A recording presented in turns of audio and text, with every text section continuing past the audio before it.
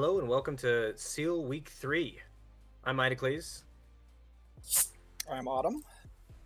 Autumn Gammer's here with me tonight, and we are watching Anarchy Blue versus Team Harmony Godan. We are sitting in the lobby. We're about to start the picks and bans tool. Let's see. We should be able to mirror it on the screen, but I don't know necessarily. If not, we'll just do a good job describing it point blank. We are still waiting, but I think actually they were waiting for us. So now that we're live, we should get the green light. Autumn, thoughts on picks and bans as we head into the pro draft tool? Nothing. So I've not had the pleasure of casting either of these two teams before. I do know that the upper team for Team Harmony Godan, Team Harmony tends to be among the more aggressive teams. So if they're doing any internal scrims, it's likely that that's going to be the case here as well. So we hopefully will be seeing things like the Udyr coming out, maybe an Olaf. And out the gate, we're seeing the Cho'Gath and the Camille taken away. So Cho'Gath big is tank really gun. strong on this patch. Yes, that's a great ban.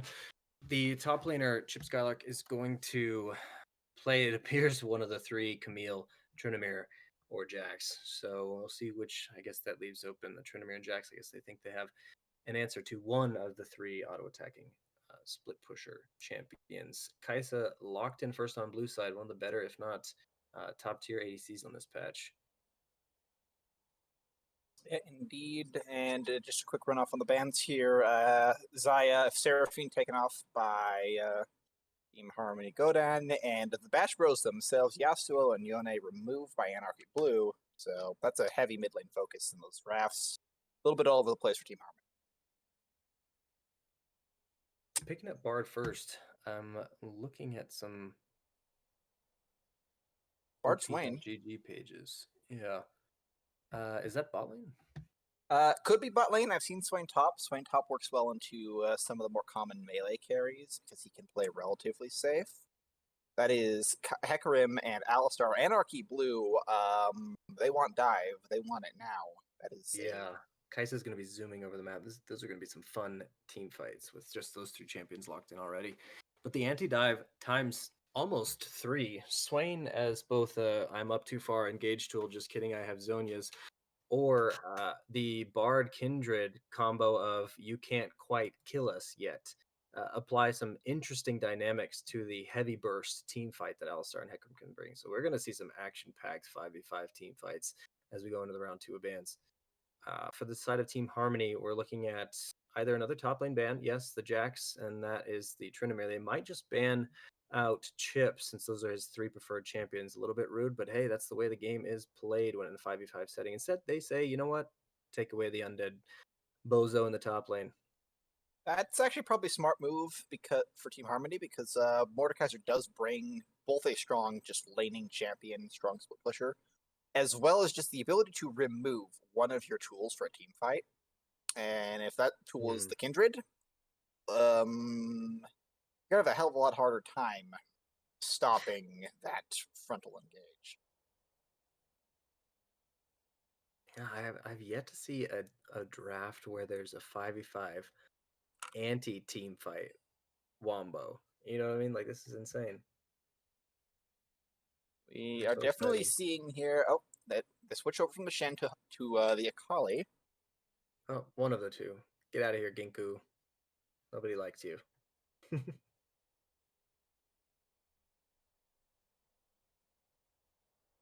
To slag through, more like, no. 3 minutes of discussion. It's we build the anticipation, right? It's like ripping off a band-aid. It only hurts for a second, and then it's all healing from there on out. Yeah. Or, even more pain as we watch the game descend into utter chaos. Yeah, spicy foods taste good, and it's not because heat is a flavor. Indeed. So they remove so Shen and Sylas both off the map.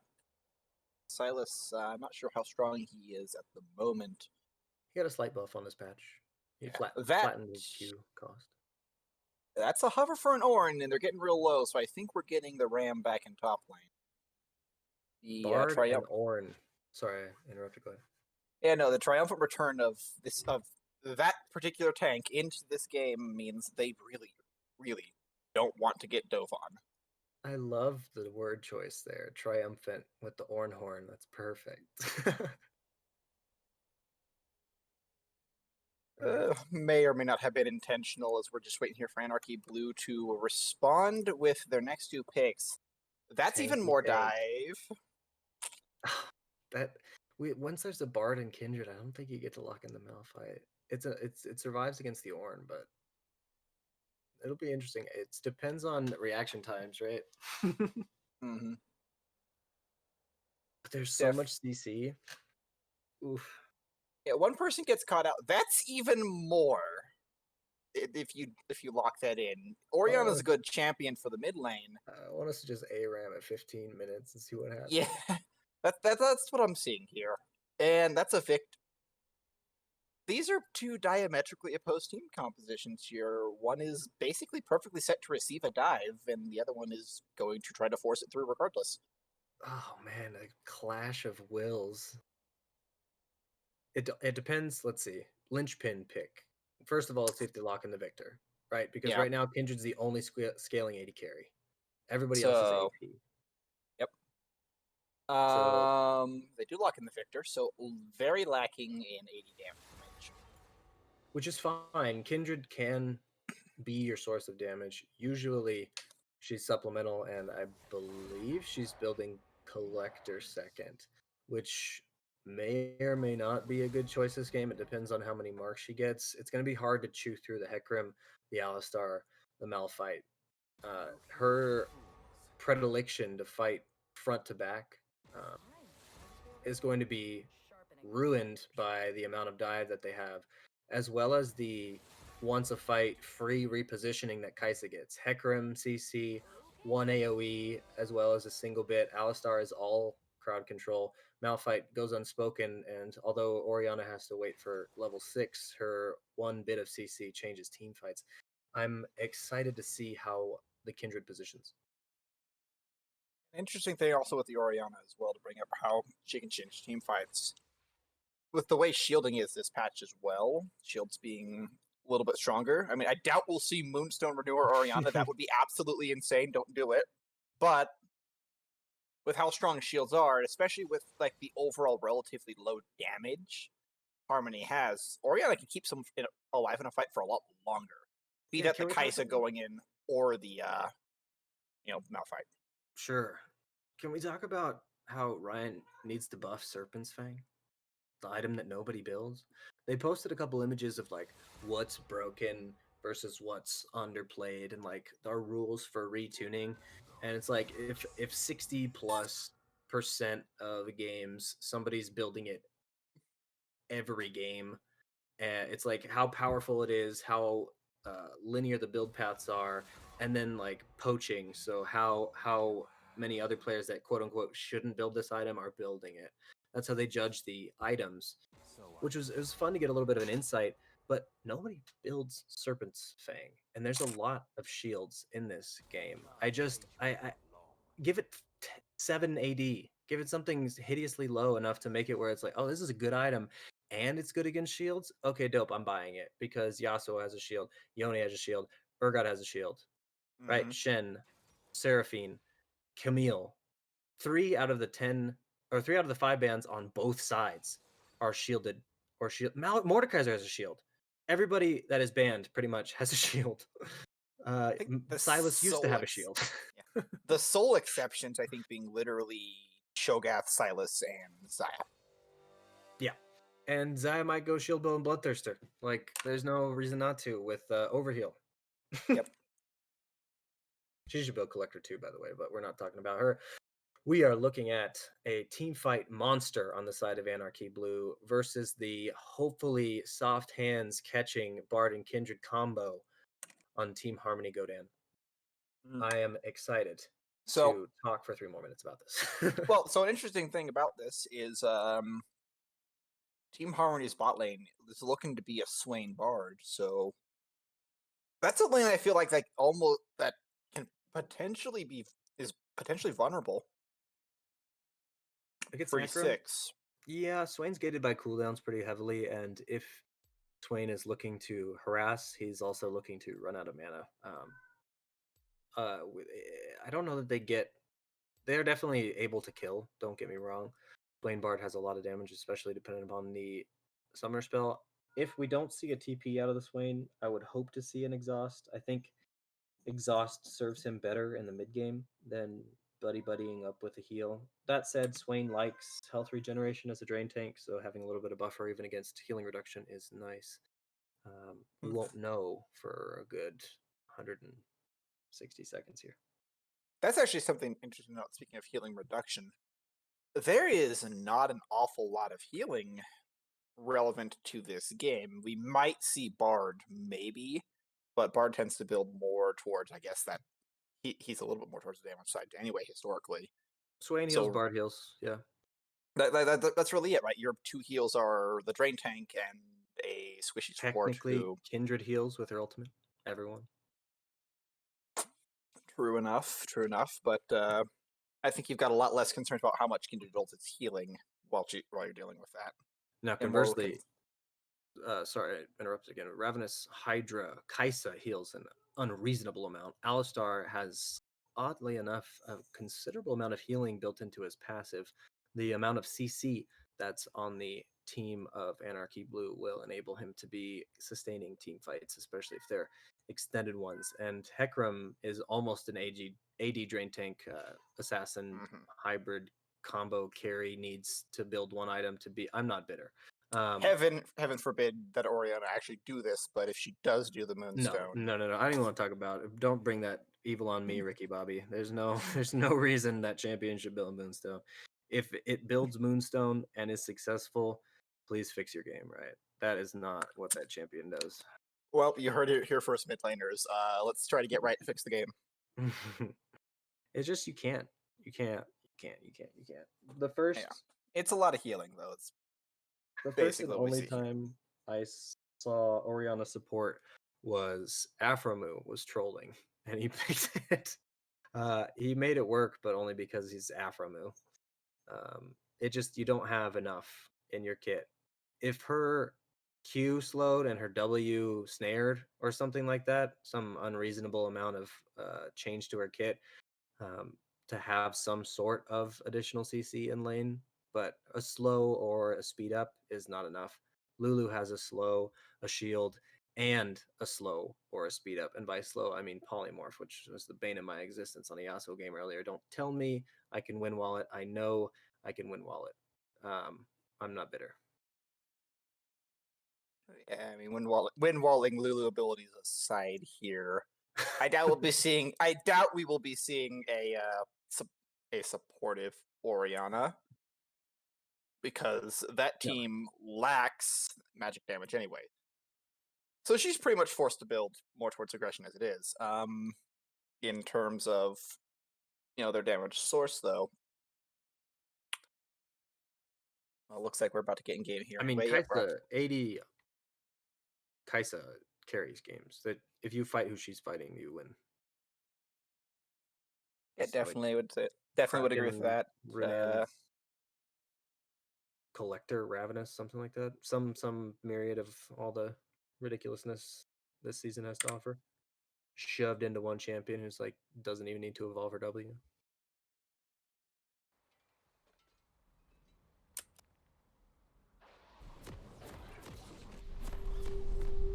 Masaki!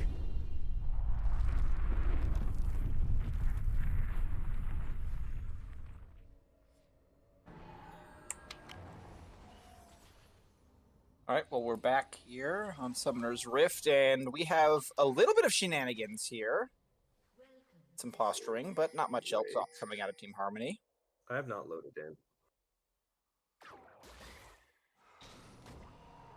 If I exit out of the client and try to reboot, will I be able to spectate, or will I get... Oh, I'm in. Yay. Terrifying stuff. 44, 45, 46 seconds in. Yeah, I am zooming to 105. All right. All's well. Technical difficulties aside, we are caught up. Just press that plus button until we get to live, Monsieur Autumn Gamer, and we're good to go. I guess it's Gamer. It's typos. Typos exist, and the name unfortunately was taken. Thanks, Riot. I don't know if that's safe on necessarily. Ooh, unlucky chime spawn all the way in mid lane. The little flattened 2D chime is what you see. Since we're on the blue side. Yeah, unfortunate enough.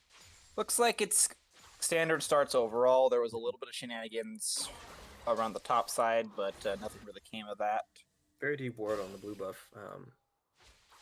I don't know that it will be enough information to tell the Kindred. She can assume that Hecarim's going to do a full clear just because Hecarim does a full clear so well.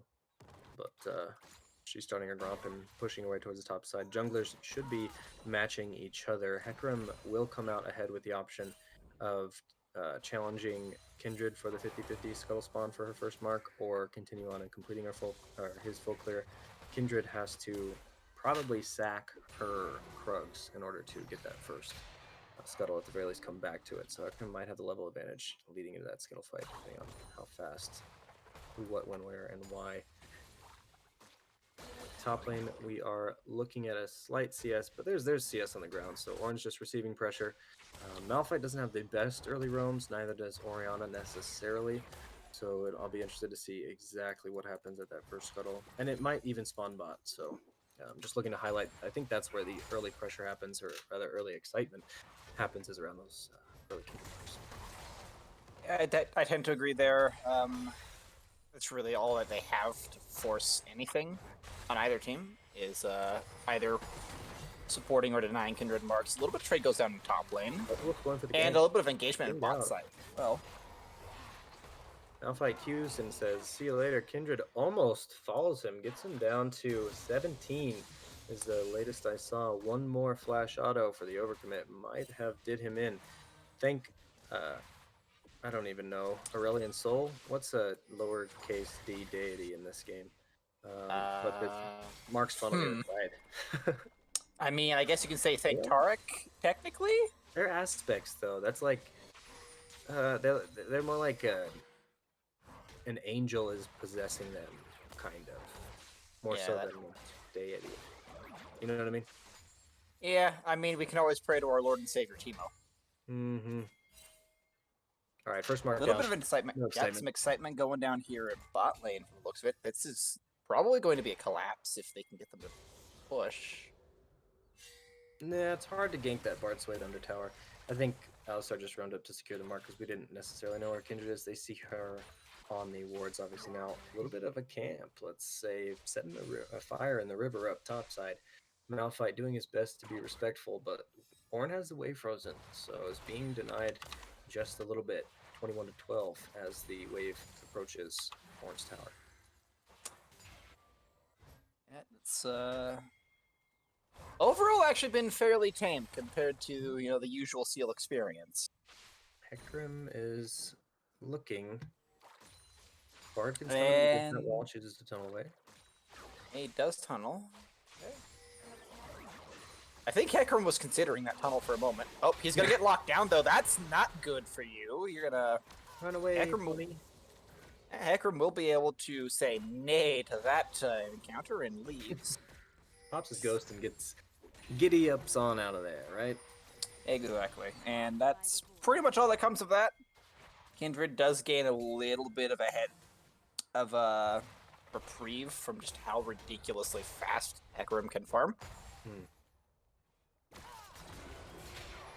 Ocean Drake does a fair amount of damage. The annoying part is it slows you. So I think Kindred would prefer to catch Hecarim on it just as much as Hecarim would prefer to catch her on it. So it's a little bit risky to do the early solo after first clear, the Shyvana special. Yeah. And with no AD on the side of Team Harmony, it will be very slow going for Dragons if Hecarim is anywhere nearby. Very slow going indeed, and probably not something you really want to risk. This is kind of where all the excitement is really focusing now on this bot side, as there's not much that's really worth taking top side except for camps at the moment. Rift Herald still is another minute 50, minute 40 off. If we look at the CS top lane, 22 to 40, Ornn has really taken advantage of the amount of pressure that the Kindred has been providing And kudos, honestly, to the Malphite for playing it patient, not getting Oh, frustrated. there's a collapse going down here in mid lane. That is an ultimate that gets caught there, but oh, Victor throws down his Chaos Storm. Oriana does get the Shockwave off. Yep, goat. Oriana goes for the shield. Malphite does go in as well. He's gonna fall for it, and First Blood goes to the Victor. But that's really all that comes to that. A lot of resources burned. A lot of resources burned. 2 flashes, a teleport burned down. But not really much to show for it for Anarchy Blue. Well, a lot to show there for Team Harmony. Kindred dodged the Malphite ult with her Q. That is stellar timing. That's like a nanny boo boo made you miss kind of Q. But yeah, just fun fights early on in the game. Solo laners are 6, junglers are 5 and 4 for Hecarim and Kindred respectively. And we saw a fight to the death over a scuttle. That's the kind of action I want to see. Indeed, we did, and we also saw some pings going down to Rift Herald. So it looks like Anarchy Blue is willing to set up for that one. I'd say they want to use that mostly to gain. You could use it to gain control over mid, or I think they could consider using it as a bait for a dragon setup. It's usually nice to get plates with the Rift Herald. So if there's a place where Kindred can shadow, Kindred's invading. Oh, she's not invading. She's Swing started the dragon. Yeah, they are starting. Yep, they are starting Drake now. I guess there was no plan to start it initially, but now they're going to commit. They're not pulling it out of the pit, though. It is going down relatively fast. There probably isn't going to be a response here, and neither isn't there walking away. Yeah, it's too scary. It's too much damage. Kindred may or may not be right next to 6, so they don't know the timing. Hecarim is 6, so there's something to do there, but why force it? First dragon. Ocean is sad to lose, but it's not the end of the game yet, so let's not hasten it. Yeah, worst case is it gives the red side a little bit more healing right now. Real consequences aren't going to start for the next few minutes here as Bard is going through, collapsing onto Alistar here. He flashes out, but he's going to get locked down. He's going to get charmed up as well. No, he wants to go back in. Hecarim's coming around the corner. There she comes. Yeah. That's good ult pop from off the Swain. Hecarim's going to go down, flashes him up. Sorry, I'm cutting you off. Keep the action coming. Might be a few seconds behind here. Ornn does burn the horn, and Kai'Sa does get the knockup. She's going to run away, though, as instead they're just going to go for tower plates. Oh, nope, never mind. There's Bard. He's going to shut down the turret. He helped his homies. That's sad. Yeah, slight positioning error closes that play off, and Bard just doesn't have the damage to heal with the Kai'Sa. Good idea. I watched that one on tape, so thought the Kai'Sa was going to dodge back, hit the charm on a lead, or rather the stun on a lead, and Kai'Sa dodged to not get hit by it, and then since both of his teammates were ulted, there's a place where you can place the ult pretty far back into the little corner south of that bot lane turret and barely catch the turret. It'll ult the whole thing. Instead, he chooses to ult, just accidentally ults, I think, 2 of the carries, and once the CC's down, they just kind of angrily stare at each other while the Zonius goes away. So we're 10 minutes in, by the way, and Kindred is at 3 marks, so she's pretty much on schedule. That's a threatening proposition there if you're Anarchy. Yeah, you have to remember, Anarchy has to remember that that's the AD carry. So team fights get a lot harder if she escalates quickly. Yep. Oh, we have a disconnect, and there's the pause. All right, and we will be going to the analyst desk for. No, I'm just kidding. Waiting on the refs to see what's going on the floor. The players are saying it is a hardware issue. If I'm, no, I'm just kidding. Sure I wish we had that kind of capability. I'm pretty sure our stream team wishes we had that kind of capability as well. But yeah, we're a stock here. We can also just real quick settle any technical difficulties on our side. I am currently at 10 minutes 40 seconds on the pause. Push. So yeah, now we're really just waiting for waiting for them to get back on and get back into the action here. Overall, where would you say the state of this game is? It's clearly it's not quite a commanding lead for Anarchy or for Harmony Godan. right now. Mhm. Yeah, for Godan, because despite the fact that they have the 3 kills, they're really only ahead 700 gold. So the CS advantages across most of the board are playing into there quite heavily. 96-62 in the bot lane, 94 to 86 in mid, 60 to 52 in jungle. The only place where you really have a CS discrepancy is your top lane, and that's your tank. So it doesn't really matter. Kaisa has a 30 CS lead on the Swain. Swain has a kill. I don't know if it was a shutdown. I don't believe it was. So they're approximately even. But since we're so square, I think Ocean Drake helps team fighting, surviving the team fight of the Anarchy Blue Dive. So that's nice. I think that's an advantageous position right now. I would be interested to see how much gold can keep going onto the Kindred. I think that is a win condition for a team that's predominantly magic damage, because in order to survive the burst of the Swain, the Bard, the Victor, and the Ornn, there has to be some sort of itemization against it, which means Kindred is free to build her lethality or whatever she prefers. So if we can snowball the Kindred from the side of Team Godan, I think they're going to be in an increasingly better spot.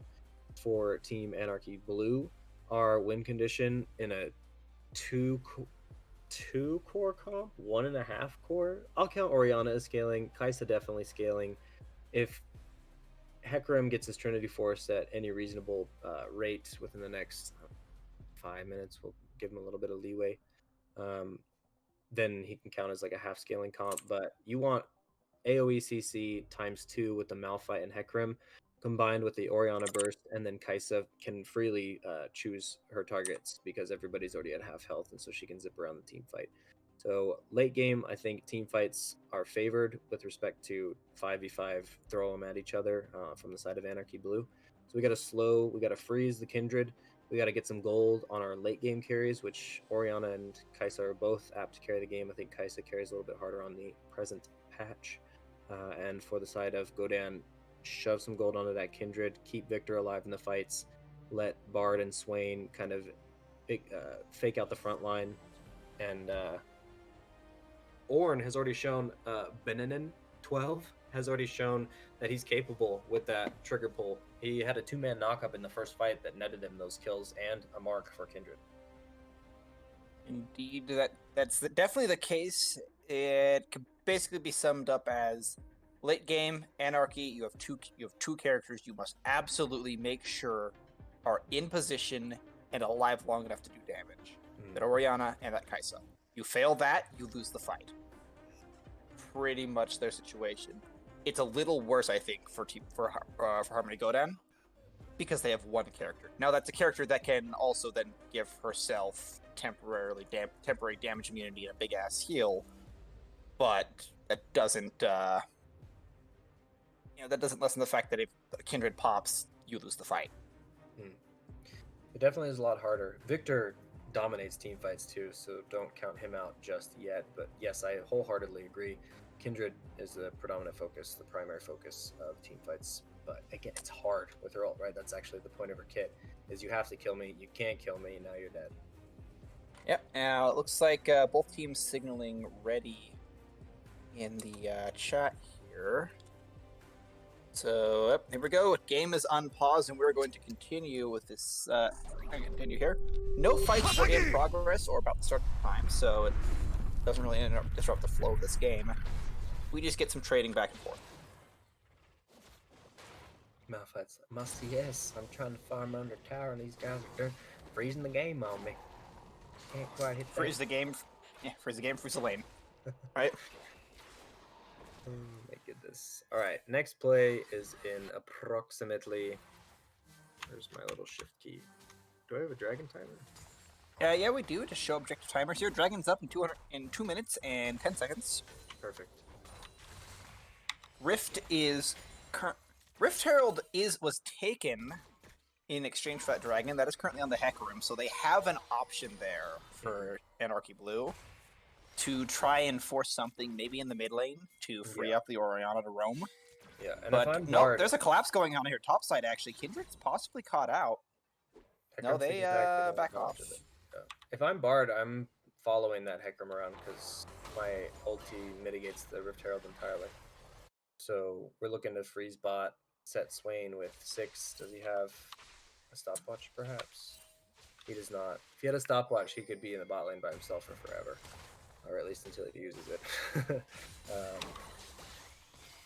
I'm just looking to shadow that Hecarim because I can completely nullify the Rift Herald.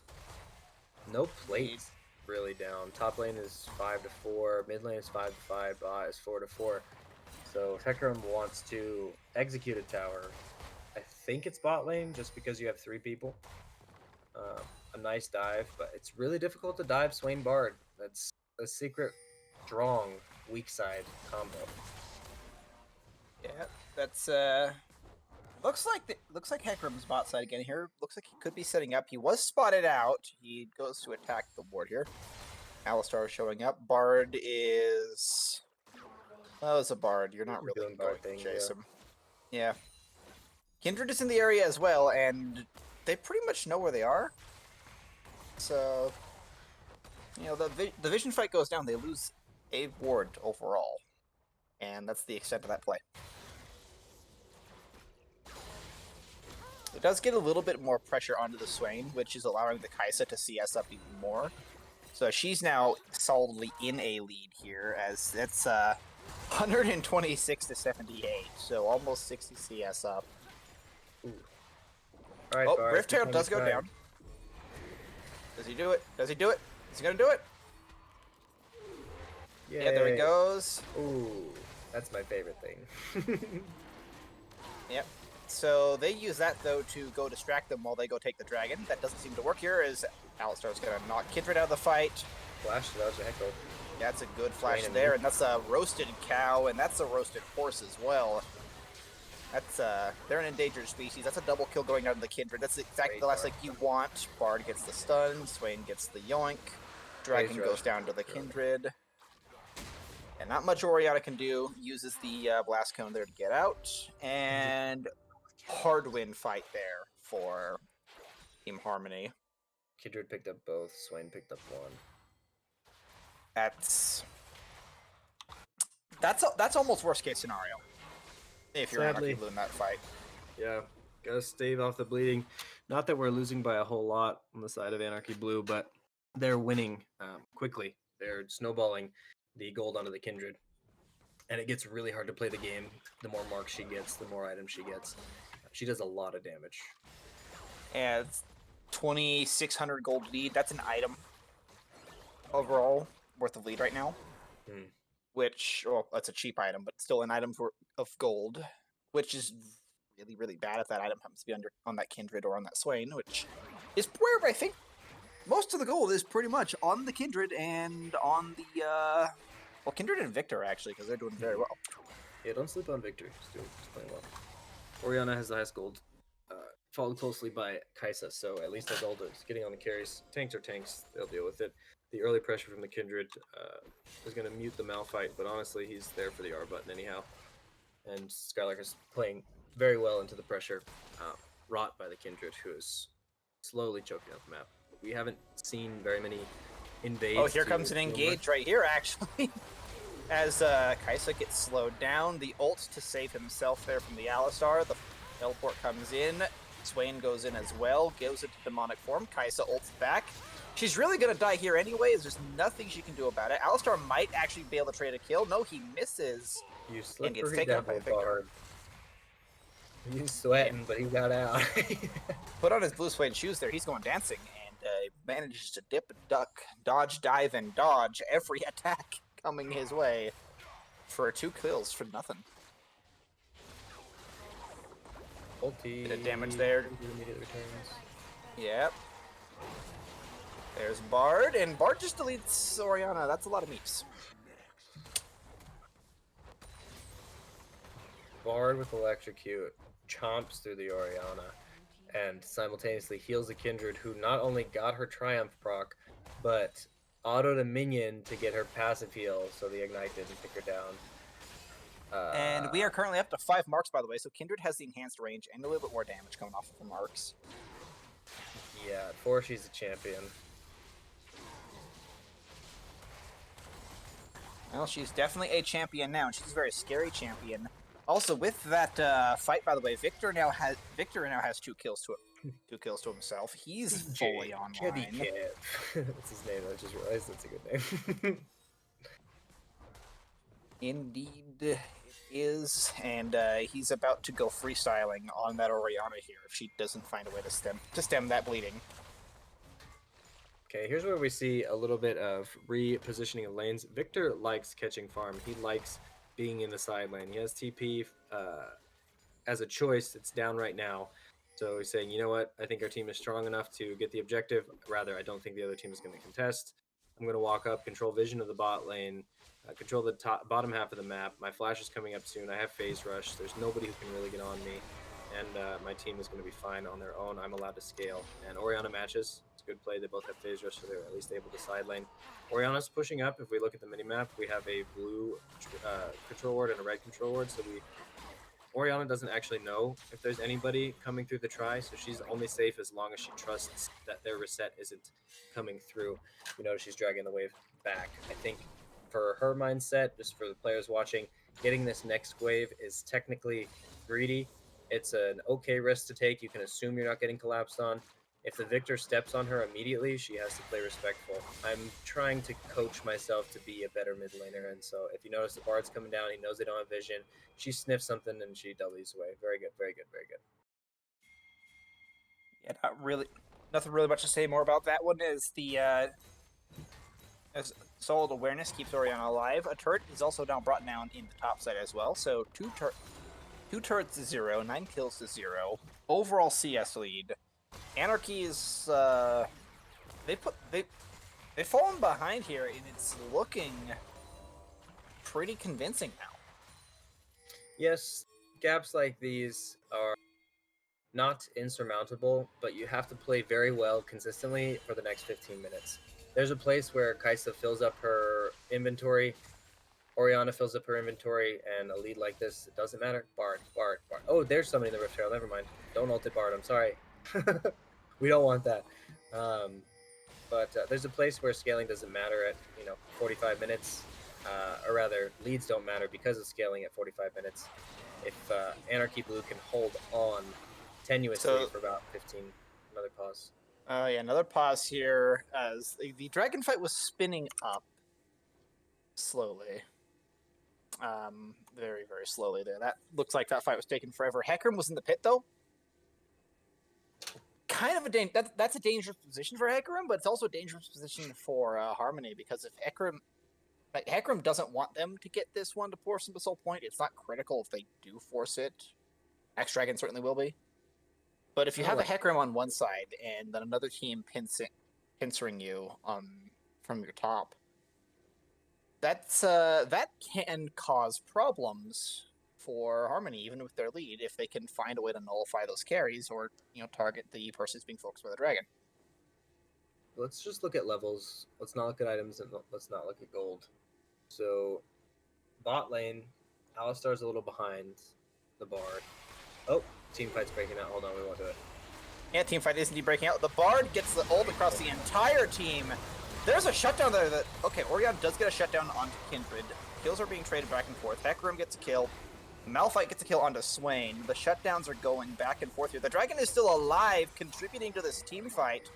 Ornn is going in for the kill. He is an angry ram, but he is a tank, and the carries are dead. So, Anarchy Blue stopped that fight, killed the carries, and... Oh, we got another disconnect here. Alistar is gone this time. And he's reconnected. Crucial. Kindred died to the CC chain before she could ult. Which was exactly what we said could potentially happen to lose Team Godan the fight there. The Kindred dies, the fight dies. Now, Bard had a stellar 4-man ult, but I would ask myself at the end of that fight, one, it's sad that Kindred didn't get her ult off. Could have changed things. But two, and most importantly, as me playing Bard, do I need to ult the engage? Is it not better served to Zhonya's the whole team when Malphite comes in, when Orianna ults, when you see the Hecarim with his, unblinking eyes running straight at you at max speed? Okay, maybe we ult the ulti there. Just moving forward, I hope Diamond Edges has a little bit of. Maybe I use my cooldowns defensively. We can play that fight a different way. You know what I mean? It's not choices are good because we're making them, but there are still choices to be made. Looks like there's some pings going down onto Dragon. Yep. Lock and load. Reload round 2. Fight. Here we go. Pretty much the difference here is this fight, Godan died so... The Kindred died so fast that pretty much no one else on the team really had their ults down. I think the ults expended their... I mean, I guess everyone expended their ult but Kindred, so... Kindred ults up. But you got a lot more of those ults up on the side of Anarchy Blue. So the CC is back, but the dragon goes down anyway as Swain just destroys it. So the fight doesn't happen. Sometimes I like imagining like objective takes, like a D&D something, or like a first-person like perspective, what it would take for a Swain who is... Does he have his dragon thingy skin? Oh no, it's not the dragon skin, is it? No, it's just... It looks like that's just But I actually just let's see. Oh, the sombrero. No, force a flash out of the Victor. That's a fantastic force. Yeah. See you in good flash seconds. that it missed. Victor's had a couple really good flashes, honestly. As far as reaction time, we won't talk about where he should have been or what should have been happening, but needing to flash because things are happening. Oh, Anarchy is putting their foot on the gas here. They're calling the Godan's putting their foot on the gas here. Anarchy's being called out, and Hecarim's forced to ult away. That's gonna be a Baron take. I don't know that he needed to ult. I didn't see if the Swain was going to hit. Maybe he was going to die, and it's like, okay, at least I have a chance. They know that Orianna might die. Oh, Hecarim's going in. Kindred does get it down though. That's a good knock-up, but a lot of damage to end that fight there. Hecarim is slain by Victor. Swain slays the Rock. Kaisa kills the Bard. So there is one traded back, but it's the support. And you just lost your top laner and your jungler in a Baron tank. Ooh. That's gotta hurt Anarchy.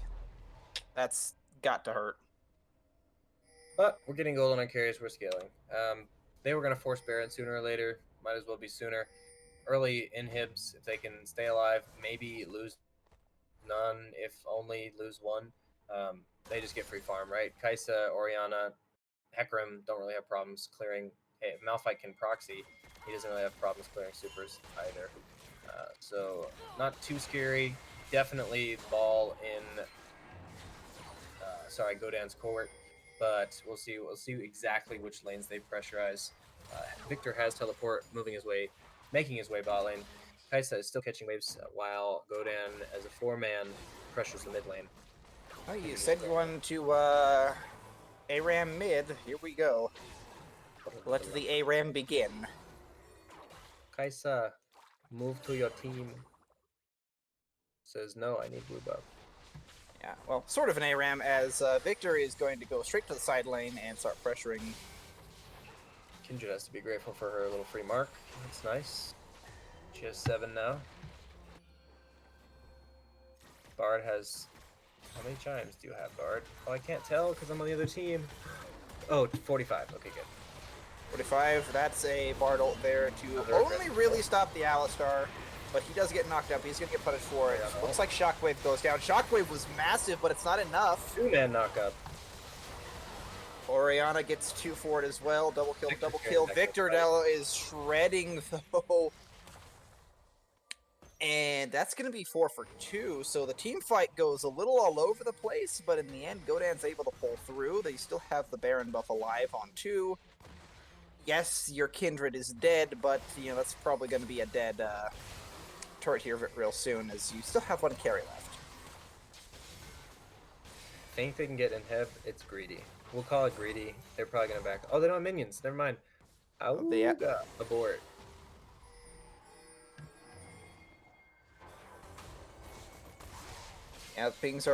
The call is to back off. They're going to spread as much vision as they can through the jungle in the process. One more wave. Give me that cannon. Oh, Bard says, you know what? I'm the carry. Give me that cannon.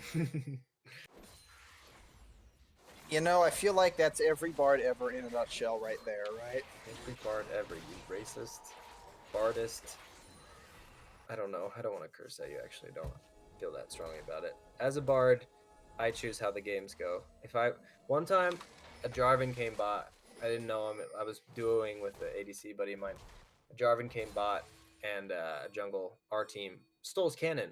I was like, if you do that again, I'm going to ult you. And he came bot, and he stole the cannon again. And for the next 3 ults, I just followed him around the map and ulted him. I know that's griefing. Don't flame me. But he didn't come back bot. So Bard actually goes hyper aggressive there, gets a bolt down onto just the Orianna. Well, there's a good bit of damage, a good bit of knockup for 2. Malphite though goes in, he goes in relatively alone, he goes in very low, because he's just not that tanky. Kindred though is taken out by Hecarim, so finally the damage comes through. Victor goes online and goes full mad scientist as he has a triple kill. Looks like a quadra maybe? Nope, not a quadra. Oh. Just a triple. One person went down earlier. The Orianna does get the Bard, but it doesn't matter. There's 3 left alive, and the Ace comes through instead. That's definitely inhib.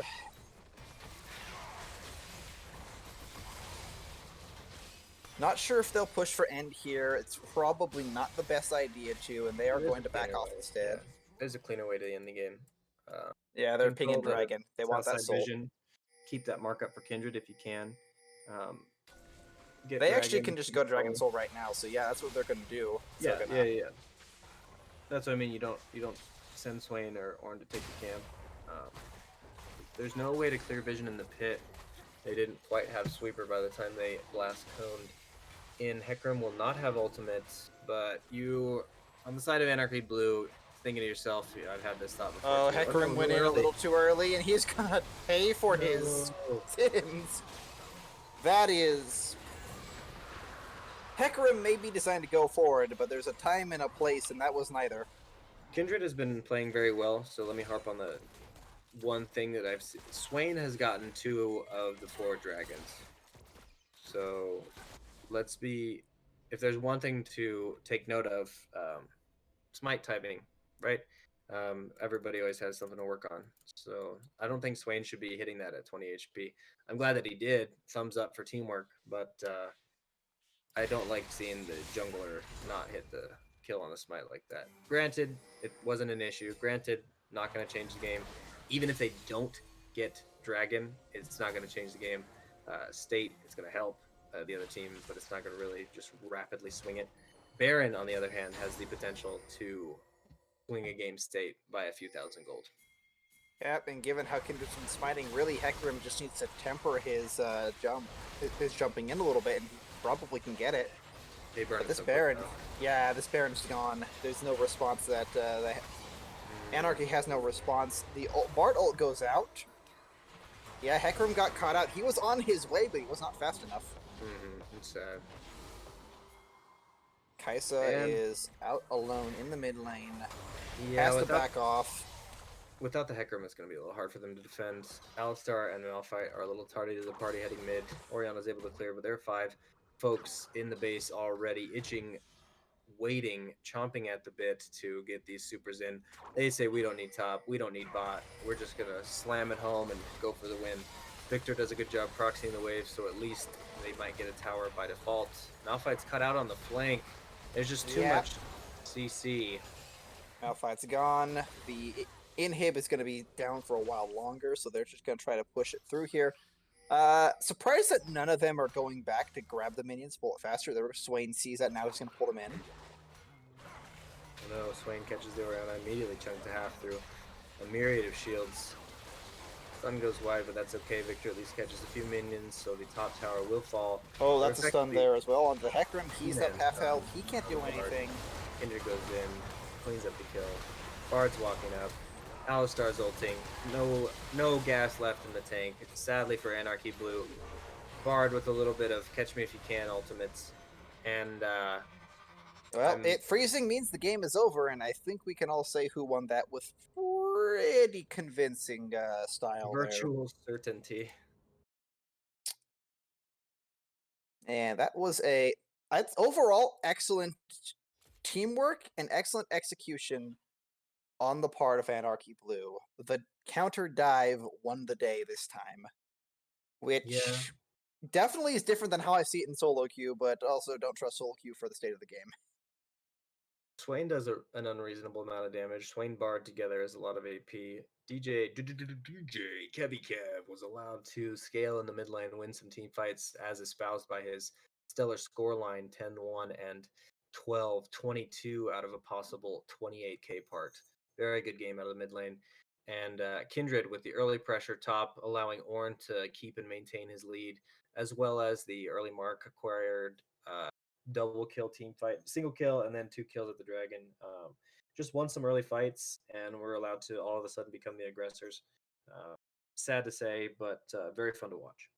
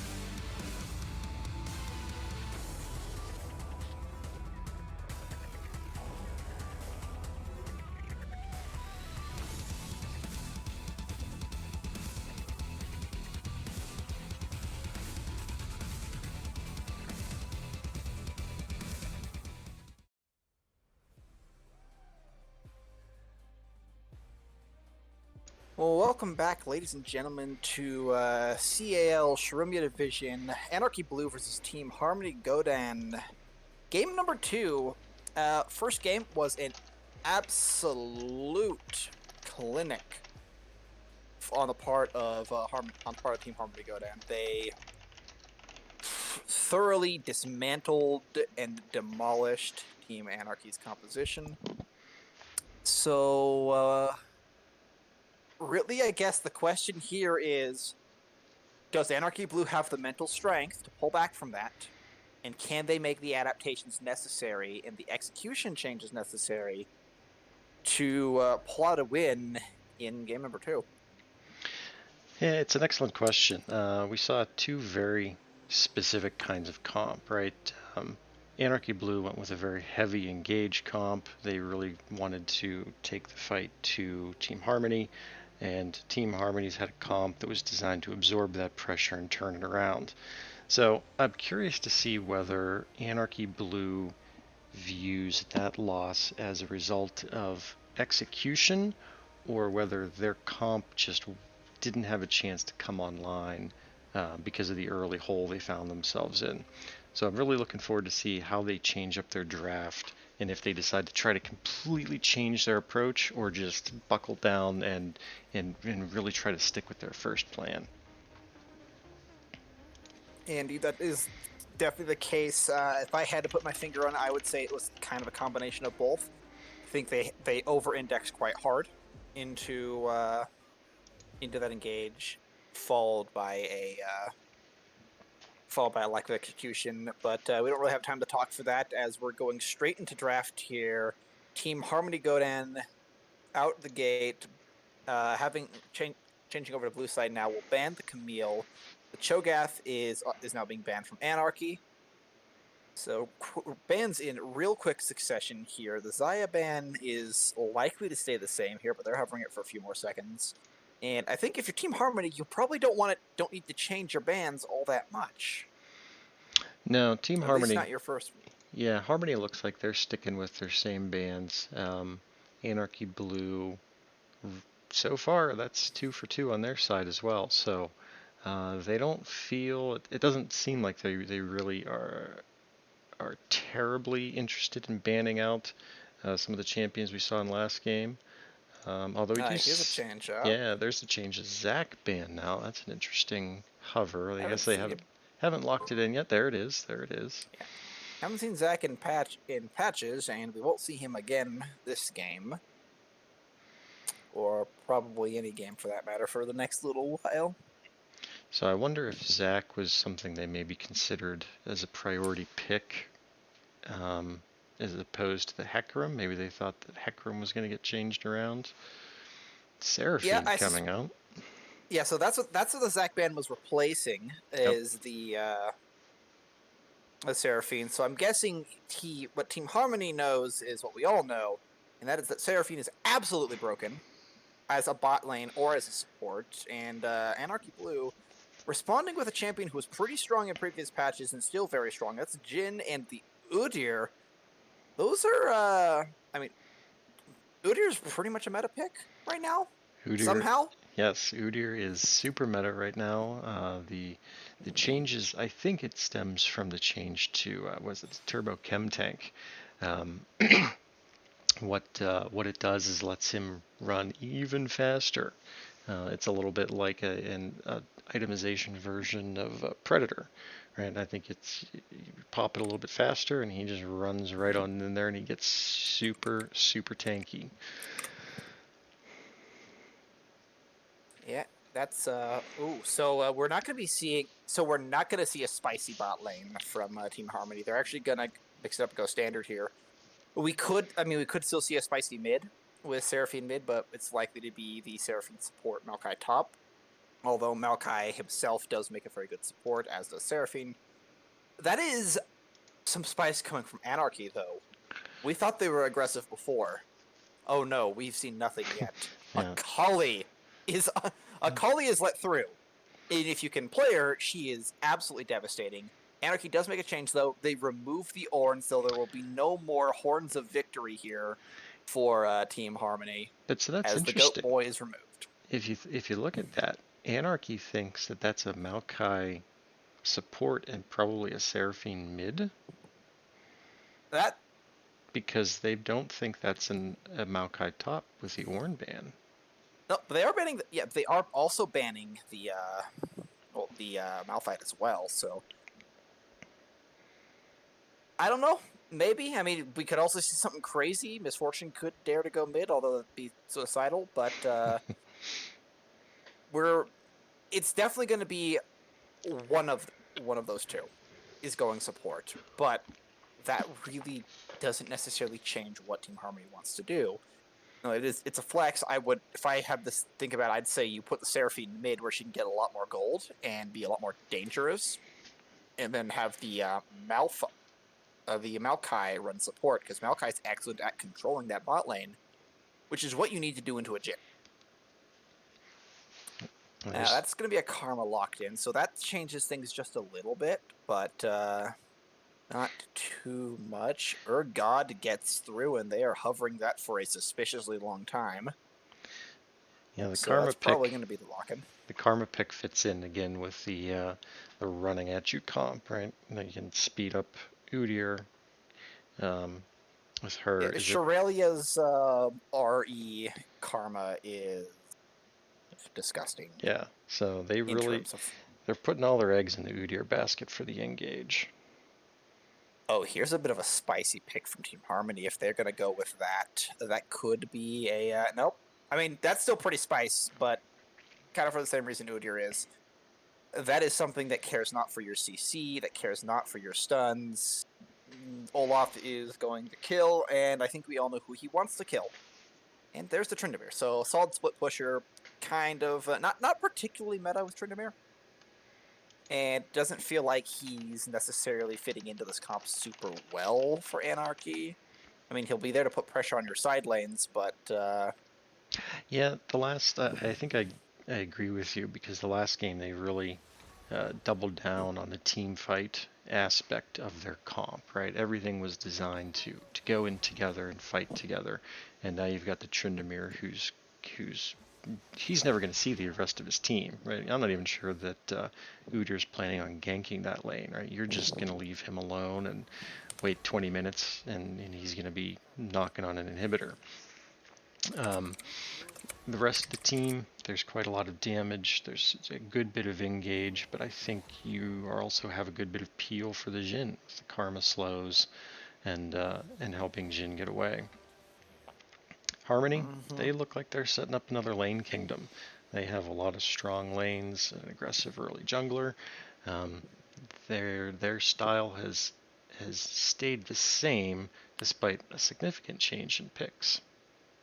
I definitely agree there, and I think what's absolutely brutal about this is I think this comp is actually a lot stronger than Game 1's.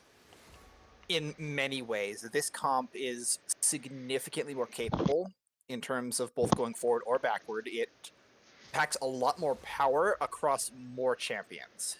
There's a lot more damage coming out of this composition than the previous one, which Anarchy doesn't really have a tank. They have one guy who can go unkillable for a few seconds, but that's not going to matter when you're rooted for that entire duration, by a Maokai, and then, you just get yoinked by a Urgot ult and sort of left there while he waits for you to die. Yeah, I think you're right about Harmony. Their comp is a lot more balanced this time. With the Urgot at the top lane, you bring obviously a lot more damage there. Not that Ornn is incapable of doing things, but it's just not quite the same. And the Seraphine and Maokai ults give a lot of good lockdown options, team-wide lockdown options that Misfortune can ult over top of. So they still have a good team fight comp. It's not like they've given up anything in exchange for these new picks. So, if anything, I think they've honestly gained a little bit more in their ability to team fight. Yeah, I think relative to the previous composition. Sure. As compared to Anarchy, I honestly think Anarchy's composition lost out overall. And yes, you have a little more synergy in 3 of your lanes and a little more idea of what you want to do with the anti-dive, but Udyr really doesn't want to be supporting a backline fight. Udyr wants to be going forward. Akali wants to be going forward. Sure, Jin's fine standing back a mile away, but now you're stuck with a Tryndamere and a Karma somewhere in between. Tryndamere won't even be in between. He'll be off, doing his own thing, which, sure, he can survive for a long time, but if he messes up, if he dies and he's off the map for 40 seconds, your side lanes are undefended, and you're in a numbers disadvantage into a team that really wants to team fight. And by the way, we do get a confirmation that is going to be a Seraphine mid, so okay, Akali's going to be stronger into that, but the moment Moonstone Renewer and the staff comes out, you're never killing her. I'd be interested or to see. anyone for that Yeah, matter. I think Seraphine has a couple of options there. Obviously, you can go the Enchanter build with the Renewer, Moonstone Renewer, and Staff of Flowing Water. There's not a lot of AP on that team. I wouldn't be surprised one bit to see Seraphine go the full AP, simply because if you look at Anarchy Blue, they have a lot of short-range champs outside of the Jhin, and even his auto attacks aren't a huge range. Tryndamere, Udyr, Akali, they all have to come up pretty close, and if you try to get close to a Seraphine, it's like a bullet hell game. You're just going to be dodging constantly, or else you're going to get hit by about 100 abilities before you even get into melee range. So, And that's pretty much your only saving grace when dealing with the Seraphine, is that once you're on her, you're on her. She's not leaving. But yes. if you die before you get there, or worse, if she stuns you before you get there and has her friends show up, well, then your lane's for naught. And Olaf can kind of blaze through this jungle really, really quickly. Pretty much almost about as fast as Udyr can. So, gankable lane, but only if you're absolutely sure that Seraphine is not going to have support coming in. Because if she survives for even a few more seconds longer, you're probably losing the fight. Mm-hmm.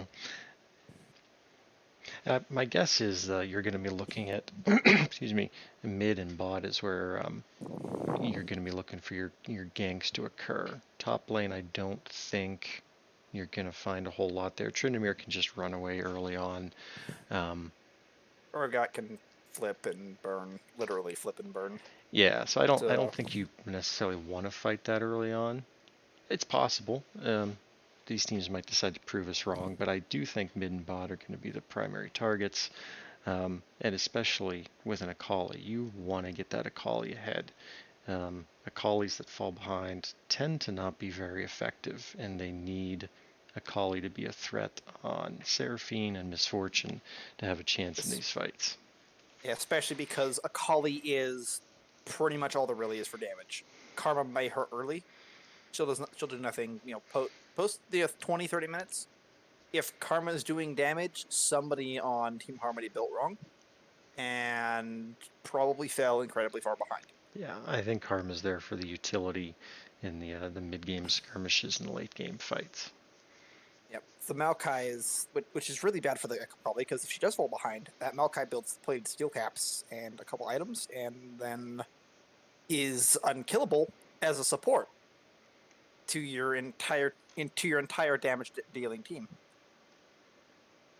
That's not a very good proposition. Now, probably unlikely. Support economy is very, very bad this patch, but it's a distinctive possibility here, as we're finally done loading in and the fountains are spinning up for our side. Just about 10 seconds here in 6, 7, 8, 9, and 10 seconds. Hang on, to get our time sync going. Okay, there we go. And there we go. Bring up our objective timers.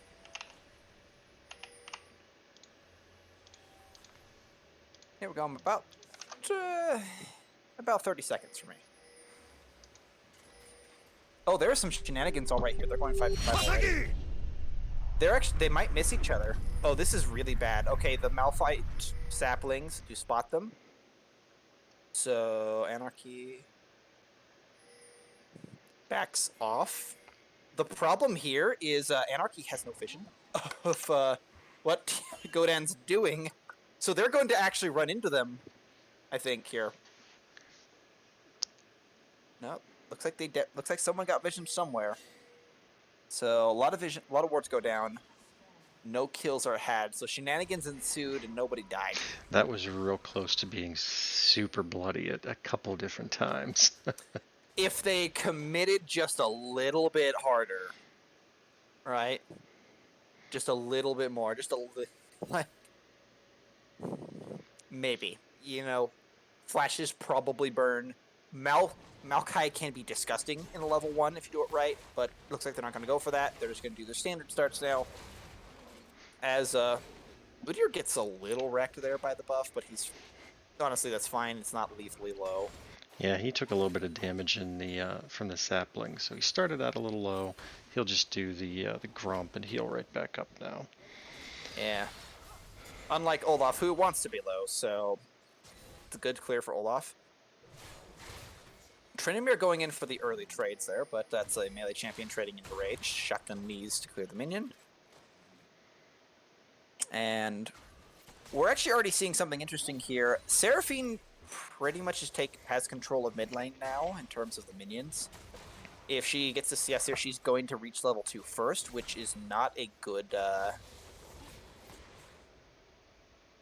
Oh, and we are back to a pause. The internet service has decided to strike again. Oh, man.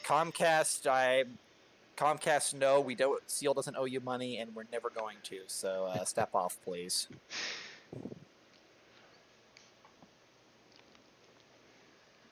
But yeah, Seraphine's at level 2. Akali, I think Akali had a level 2 advantage. Could have potentially had a level 2 advantage, but just or melee assassin into ranged farm doesn't go well for her there. So mid lane just washes out. As the teams are much more ready, so we're going to go right back in here. And there was really no fight at the moment, just a lot of farming. Which it looks like Udyr is pulling ahead there by a camp, so...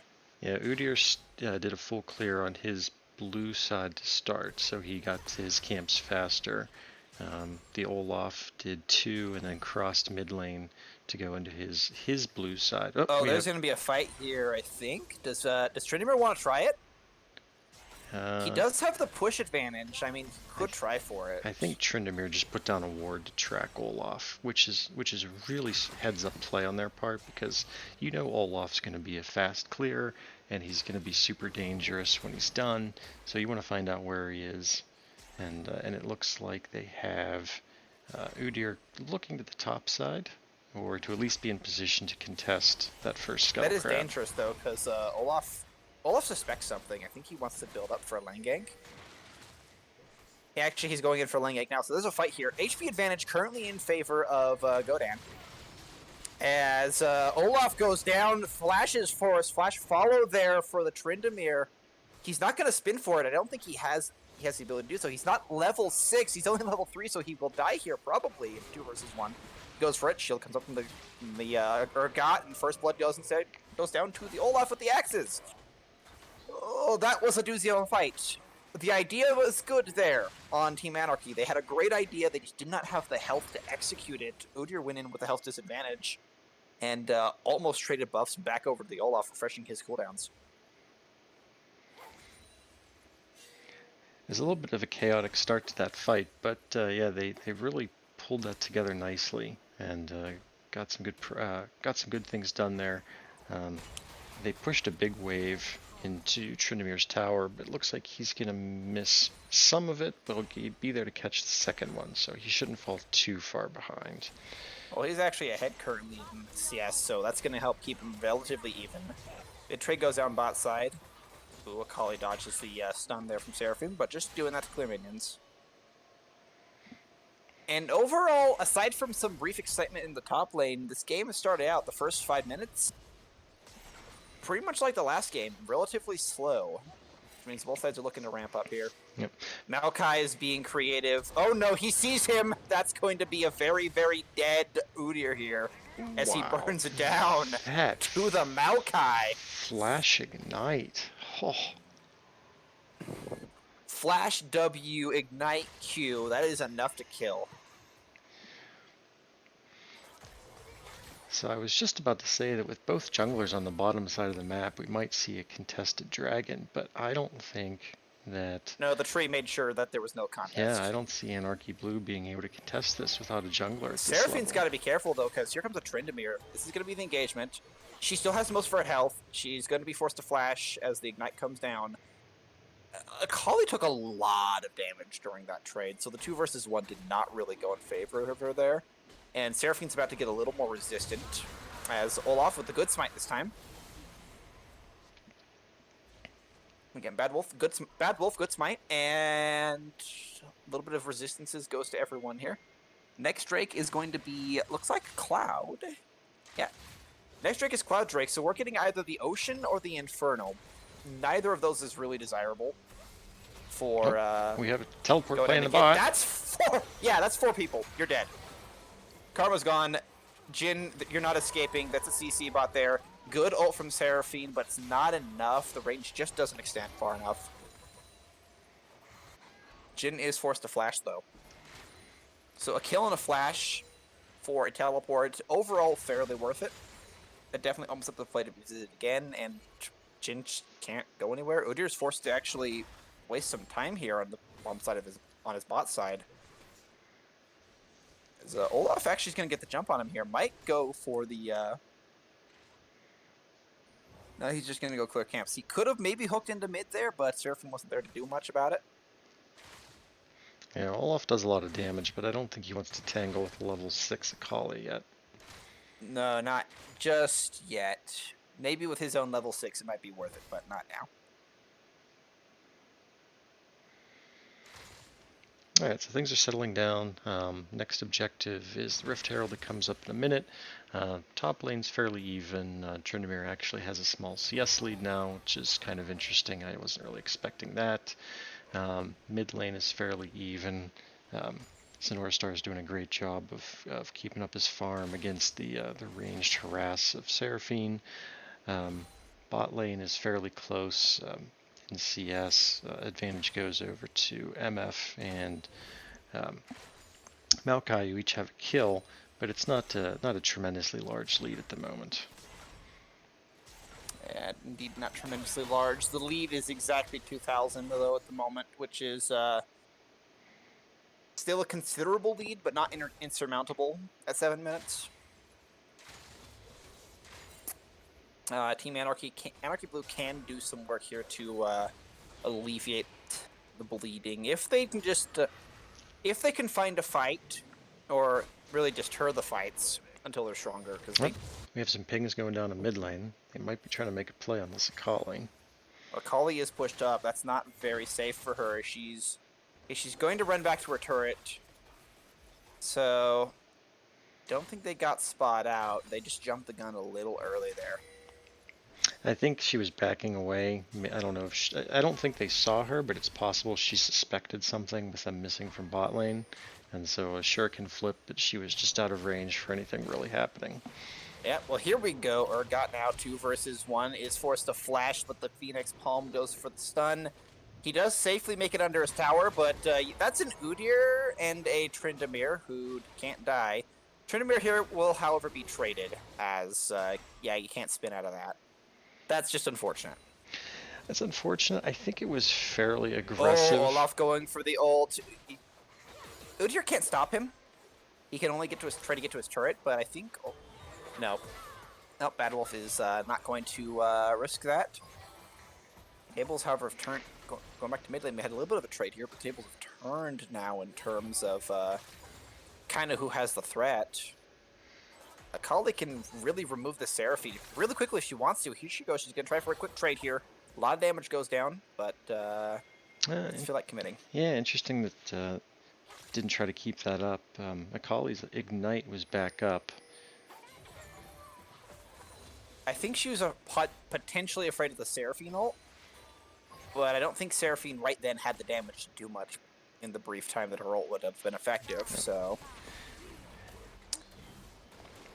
One thing to note, it does look You're like... going to go for the slap, does get the stun down. There is no ult on this Olaf. He is going to be forced to flash. Seraphine, though, with the ultimate to back him up. There's just not enough healing, though. Olaf slipping for so long, but the shutdown does eventually happen. Okay, now the Ignite goes down. Will Akali go for the commit? She's going to burn in the Shuriken to the back with the kill. Kali is very low, and if she's not careful, she could find herself at the end of an Urgot chain. But she is going to back away from that safely. Yep. Okay, well, as I was starting to say before that fight broke out, we do see Seraphine going for the Enchanter build. She just completed her Moonstone Renewer, so we can expect to see her on healing duty for the rest of the game, which is going to be necessitate Anarchy Blue to come out with an awful lot of heal cut across the board. It does, and the thing to note is, even though it is called the Enchanter build, Moonstone plus Staff still builds a lot of AP. Especially as with mid lane, she has the gold to build more of those. Oh, okay. Udyr is able to get out. Tryndamere may be forced to ult here again. He does go undying. The Rift Herald here, as the third man in this fight, does a little bit of damage. Okay. Yep, there we go. We're trading back and forth. I'm going to get time to collect my thoughts here. Urgot is being 1v1'd by an Akali and losing. But now Seraphine's here to say hello, as is their Maokai. And that's going to be 2 quick bops on the head, and unfortunately, it's show over for you, Akali. There's a new superstar in town. It's Seraphine. Yeah, that was a real timely rotation by the Maokai, because up until that point, it looked like Akali might get away. Her mobility really got her out of a tight spot there, and then the tree said, hello, you're not moving. Watch where you're running, you may hit a tree. That's the lesson learned there. Or in this case, the tree may hit you. As Urgot has leveled his machine guns, as he's pretty much on... It's an on or off switch now. That change going through a few patches back. Which it greatly improves Urgot's ability to push into this Tryndamere. Greatly improves his survivability as well, because it means he's in the way for less time. As there's pings going down, Urgot and Olaf want that Rift Herald, and they're willing to trade it for a Cloud Drake. As I say, it looks like they might just handshake on this. We'll get a dragon for a Herald here. And indeed seems to be the case, as neither top or bot lane is ready for it. Misfortune does go for the cheeky steal. Doesn't get it. No magic to be found in that rain there yet. And it's going to be another Infernal Rift. That is actually... I mean, both sides want this Infernal Drake for different reasons. That really plays into both teams. So hopefully we'll probably see a good bit of fighting over that as the game progresses. Misfortune. This is a potential ult scenario here. Misfortune has to dodge. Rift Herald goes down mid. We are seeing 1 miss. 2...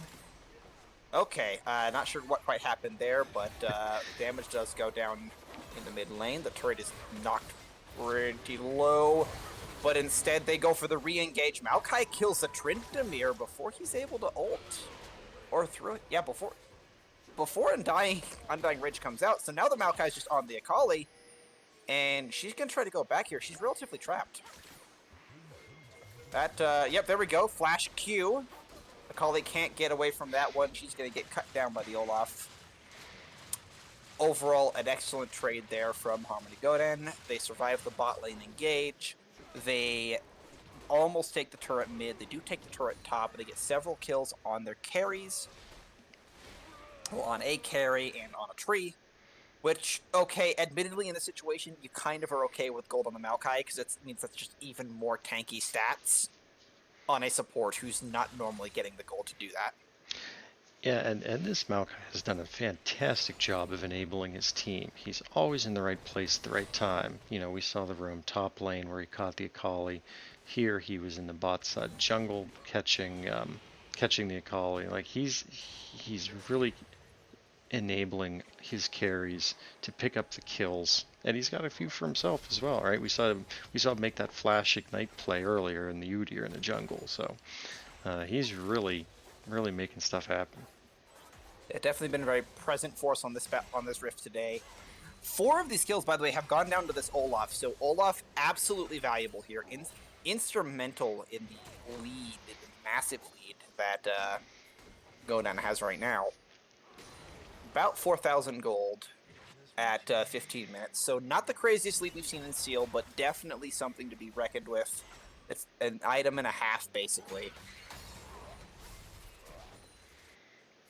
Which is quite disgusting here.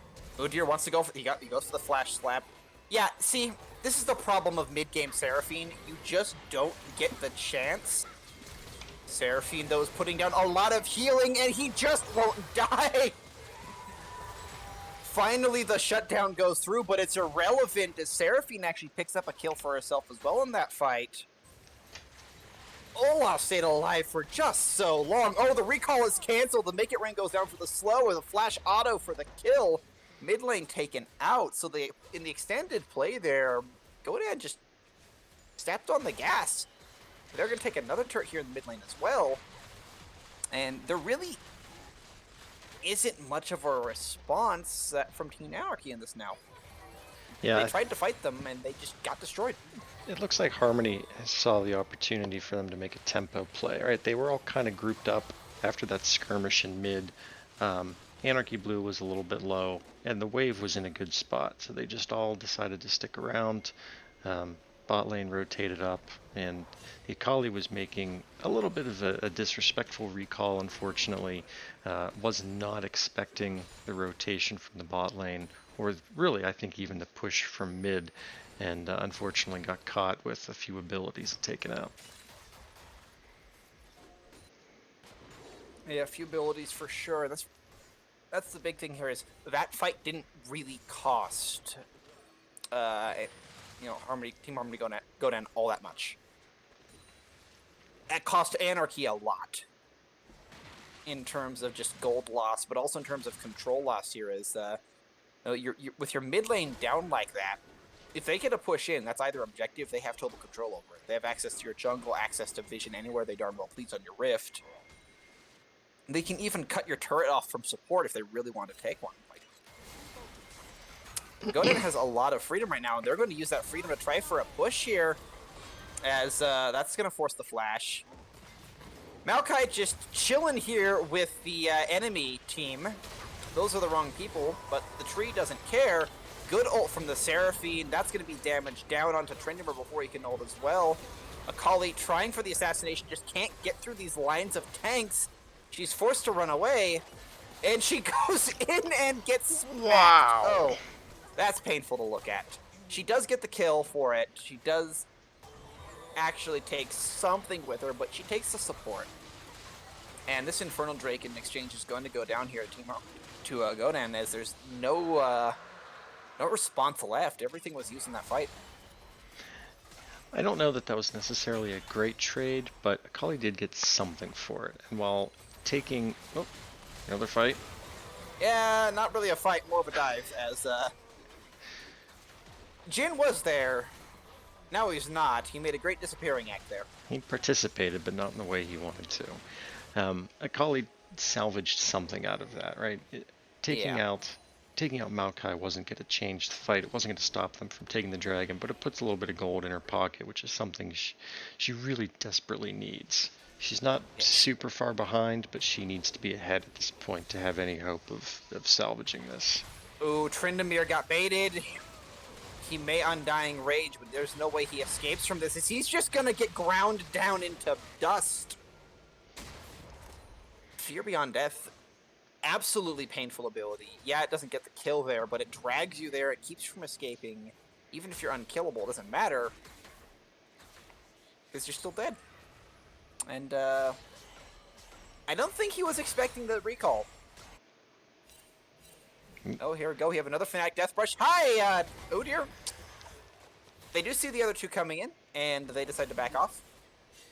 Didn't quite have people there to make that work, but that's a lot of damage coming out of a Seraphine who built Moonstone Renewer. Yep. And we're seeing Team Harmony with some really good vision control and abuse of their vision control. So not only do they have wards all over the map, they're making use of it. Great work. Yeah, speaking of making use of it, here we go. That vision has netted them a Rift Herald. Now, they could try this for mid lane. I suspect they're going to try to maybe put it bot side or top side to give themselves a little more pressure onto that Baron pit. As Baron spawns in literally 3 seconds. That is a flash going down. Flash stun. He's going to get ulted down as well now. As, yeah, Udyr's able to escape. Tryndamere is not able to escape, unfortunately. He gets ground down. I can't There believe is a trade in the bot side, but the Rift Herald's going to go up for that turret top. I can't believe that ult was up again. What is the cooldown on that? Not very long. So Udyr's off the map for a few seconds. Rift Herald goes down, and that's going to be used as a distraction that they have to deal with or they lose a turret. So while they're doing that, Harmony's going to use that time bot to burn down Baron. They don't do this very quickly. There is a potential for a response, but there is no vision, no awareness, so they have no idea that this is going. And Team Harmony with a masterstroke there with the Rift Herald bait.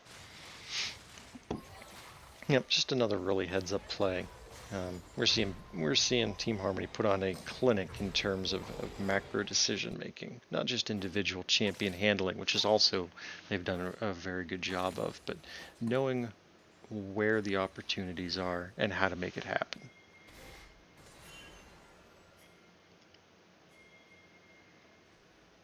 It definitely something to take note of here in terms of how they are doing this, because this is how you properly execute this type of composition here.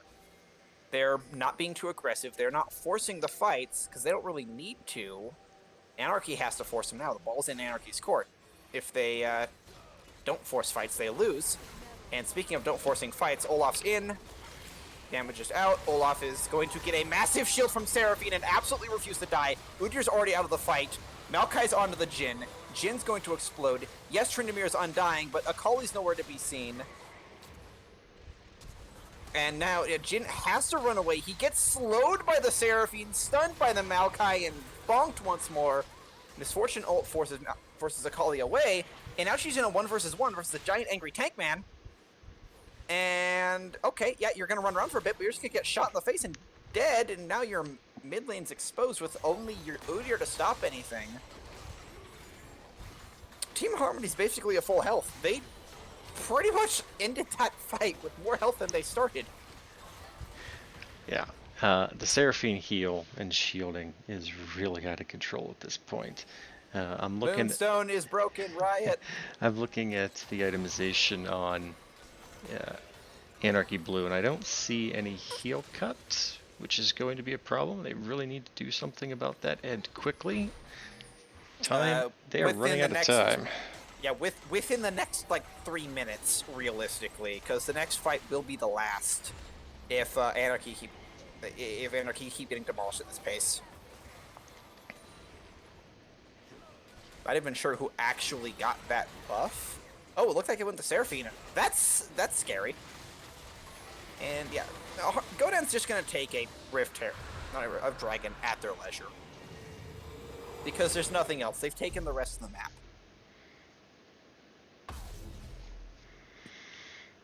Alright, so we're at 23 minutes. Team Harmony has a almost 12,000 gold lead. They've got 3 dragons. Baron is off the board for another, what are we at here, 3 minutes. Yep. Dragons down for 4.5.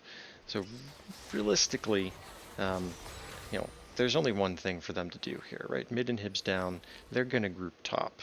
And if I'm Anarchy Blue, you have to try to contest that.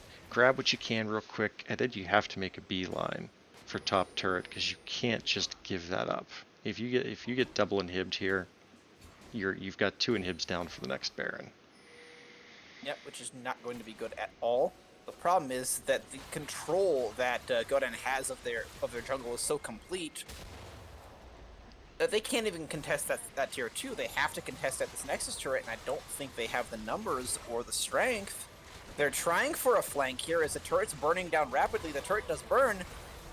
And, yeah, Tryndamere is forced out already. The Maokai ult goes down. Looks like Karma got dragged back, as well as Udyr. Seraphine kills Akali. Olaf gets a kill in there. Tryndamere does trade the Seraphine, so yes, the heal bot is gone. But there's 3 of them on your turrets here. That's actually going to be just game. They are ending right there. The GGs have been said. The Nexus is being smacked. There we go. Okay, well, GGs to both teams. Foot to the throat just dominance of that game coming out of Team Harmony Godan, that actually stands in stark contrast to the performances in relatively close games of their higher division counterparts, Team Harmony, who struggle to control games. Godan seems to have their identity and their control down pat. Look at the damage out of the Olaf. Oop, let me switch over here. There we go. Check out the damage out of that Olaf. Led not only the team, led the game, and that was with an Urgot. Yep. Even more surprising, though, is that Seraphine nearly breaching 10k. The game didn't even last long enough for 3 out of 5 members on Godan to actually breach 10,000 damage. So that alone should tell you how fast they ended that game. You know how clean that game was. Yes, from them. that was just super clean from Team Harmony. Well played all around. They executed their comp to a T. And like I said, I made this point before, it wasn't just individual performances working out well, right? They didn't just know how to pilot their champs. They knew how to make a macro play, right? That push up the middle that caught a collie early on and actually got them 2 turrets. That was a great tempo play that lesser teams or teams that don't have as much practice together, they might have just chosen to take the free reset, pocket the gold they'd gotten from that initial win. Instead, they probably picked up, another 2,000 gold off that play? Just super heads up. Yeah, just about. And really, like, the takeaway I have from this is that Anarchy Blue's ideas were sound. Their execution, for the most part, was solid, just not in the face of the extreme coordination and the extreme control that Godan was able to bring to the table. I think that's the big difference there, is Godan looked a lot more coordinated in terms of their communication and as well as terms of their ability usage. Who do you want to get in here for a post-game interview from Team Harmony? Well, considering he seems to have been one of the biggest impacting forces in both games here, let's actually see if we can get Budwolf, Team Harmony's jungler, in. As we have some questions, both in terms of both for game 1 and game 2. Sure. A little bit of suspect smites there, but you know what? You win some, lose some, right? All right. Let me see if I can grab him in here.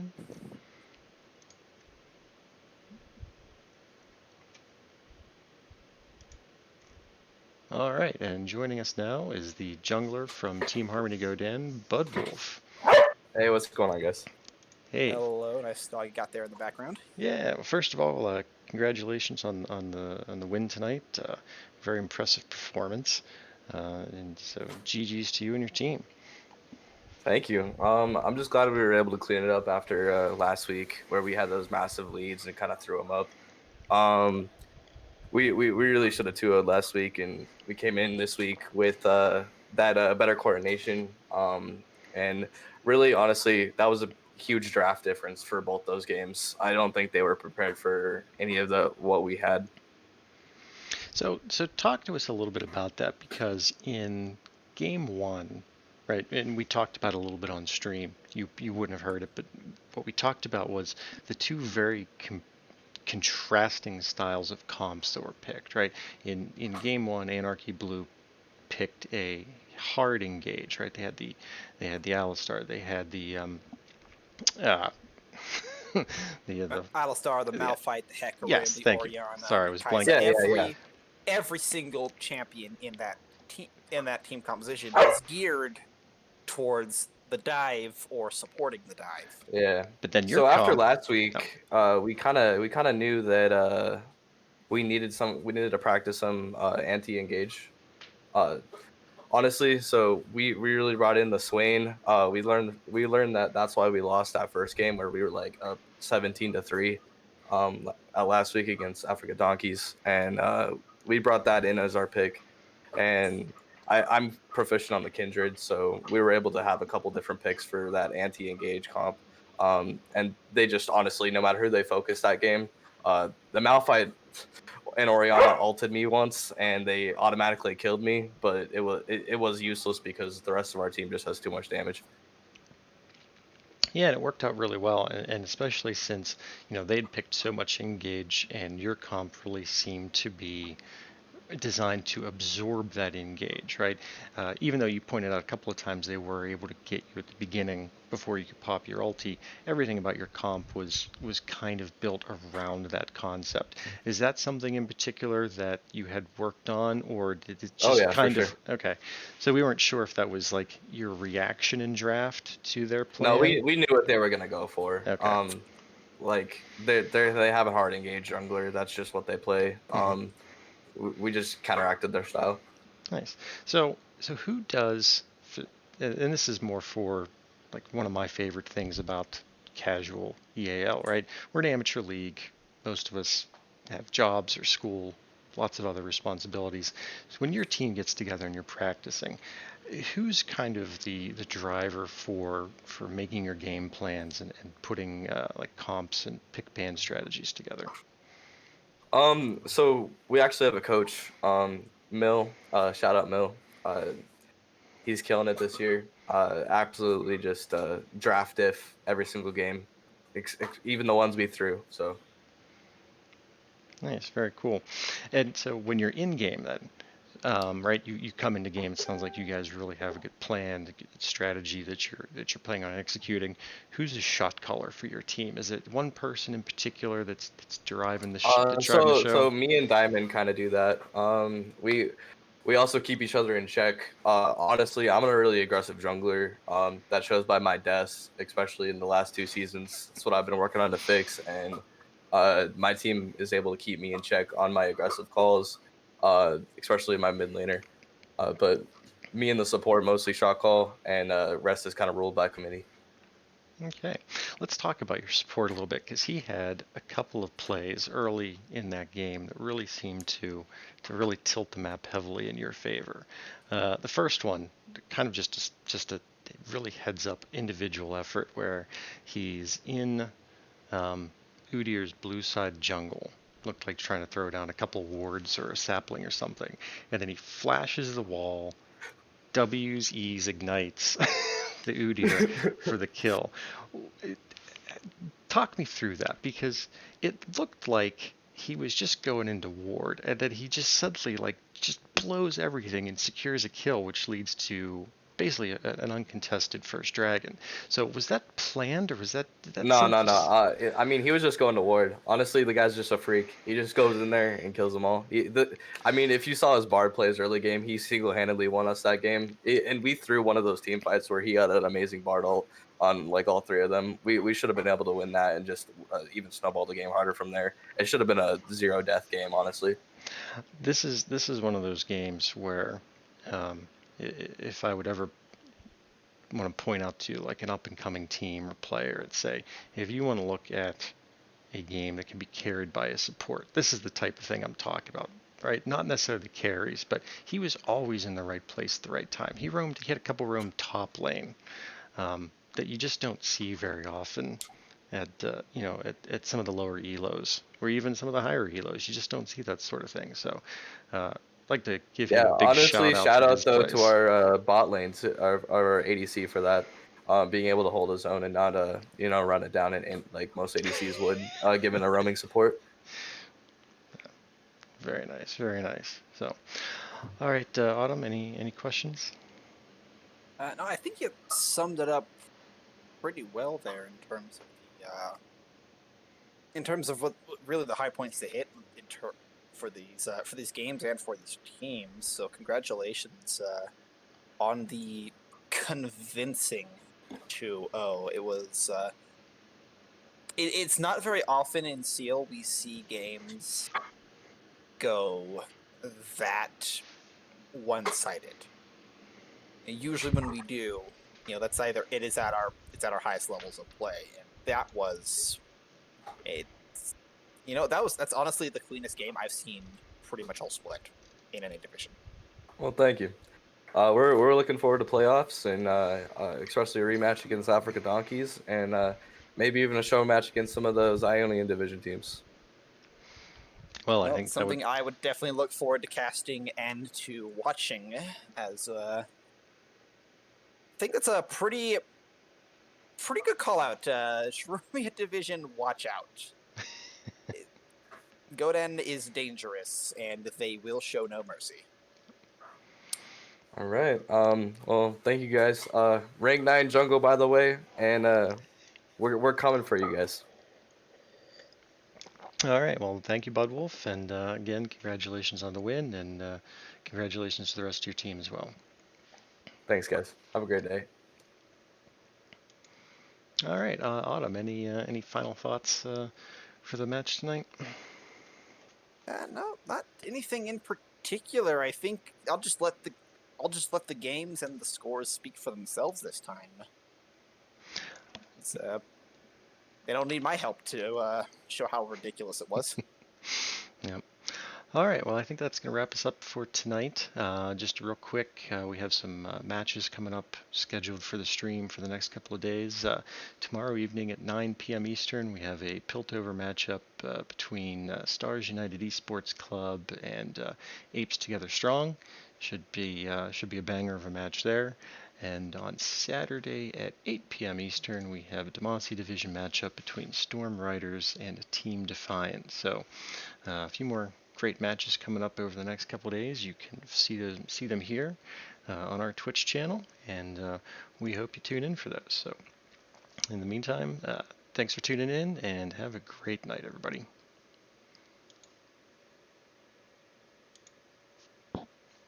And we are out.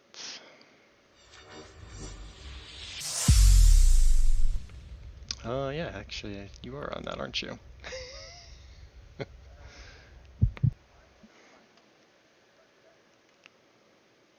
Yeah, well, you'll have Ansem with... Ansem might be the stream host. You have Aelin roll with you, so that'll be fun.